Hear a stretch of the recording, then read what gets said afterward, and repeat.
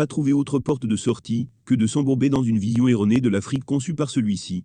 Convaincu que l'Afrique est une propriété de la France dont il faut en disposer comme il l'entend par n'importe quel moyen, le président Macron n'arrive pas à tolérer qu'il y ait au sein d'un appareil d'État africain des hommes difficilement manipulables à sa guise. Pour lui, il est inconcevable de voir des vieux pères africains lécher à longueur de journée la poussière de ses sandales, alors que des jeunes intrépides se plaisent dans leur uniforme de désobéissance. Après avoir compris que la France n'est ce qu'elle est, que parce qu'elle fait de l'Africain noir son esclave éternel, Macron va chercher à s'identifier à son autre ancêtre Napoléon, une sorte d'Hitler, qui dirigea la France dans le sang des Noirs. Il va, le jour même de l'anniversaire du décès de Napoléon, officiellement s'identifier à ce monstre, qui n'avait épargné ni femme enceinte, ni enfant, ni vieillard quand il a voulu rétablir l'esclavage haïtien. Pour le cas du Mali, Macron est convaincu que la paix au Sahel, et principalement au Mali, est une menace pour l'avenir de la France. Il faut donc écarter toute idée d'autonomie de la transition malienne pour l'empêcher d'asseoir une base solide de démocratie et de paix. Macron va utiliser toute sa machine diplomatique et sa communauté internationale dont lui seul connaît les membres pour imposer un président et un premier ministre à sa solde. 3 mois seulement après la passation de service, Macron va déclarer que les autorités de la transition ont donné plus de gages en 3 mois que celles précédentes en 3 ans et qu'elles répondent à ses attentes. Le président Bando venait de se soumettre à la France, qui exige l'application de l'accord dit d'Alger, un accord taillé sur mesure, et qui consacre 60% des revenus des exploitations minières du Mali au seul nord du Mali. Zone de non-droit pour l'État malien, dont la France et ses partenaires, les terroristes en font un État indépendant.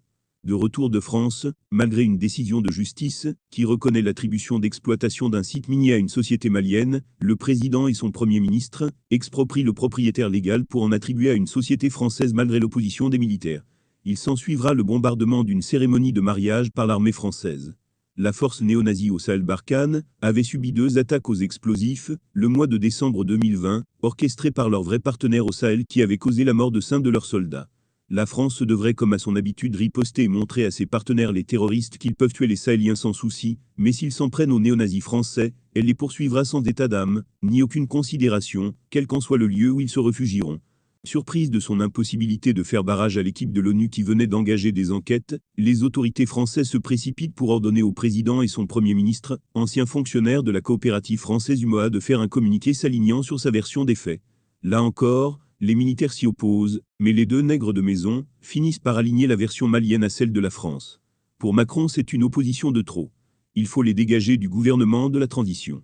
Ils engagent des accusations de corruption dans l'armée croyant trouver de quoi mettre sur la tête des jeunes militaires. Mais les 10 manquements financiers concernent plus les généraux fidèles aux nègres de maison.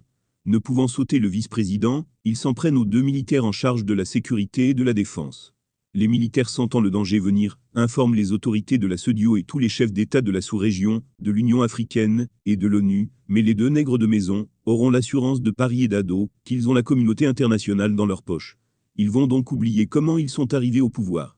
C'est pour cette raison que les condamnations du coup d'État par les présidents africains sont restées timides.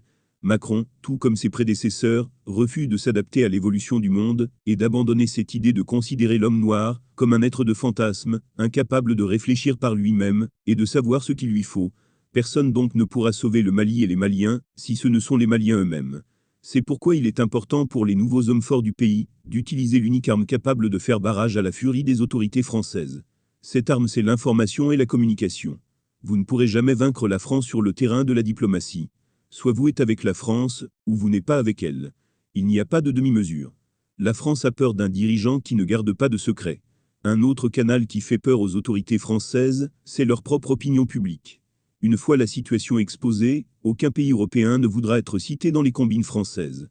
Faites fuiter des rapports accablant la France dans sa complicité avec les terroristes. Prenez-vous comme des amateurs en matière de secret d'État. Vous n'avez pas de meilleure solution que de tuer les autorités françaises dans la communication et dans l'information. Vous n'êtes pas des dirigeants normaux, vous n'avez donc pas besoin d'une politique de conformisme.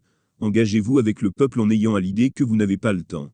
Lorsqu'on est en guerre, avec un plus fort que soi, improvise et mêle en conflit, avec un plus fort que lui.